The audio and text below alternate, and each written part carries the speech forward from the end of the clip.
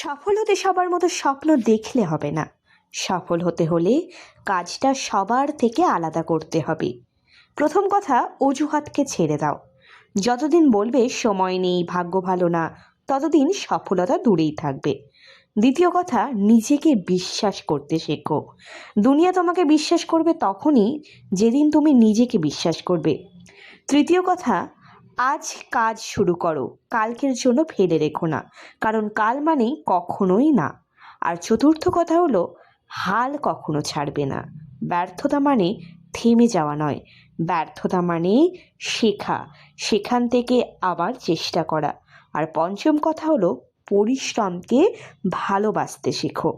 Talent কিন্তু অনেক মানুষের মধ্যেই আছে, সফল হয় কিন্তু শুধুই তারা যারা কখনো হার মানে না।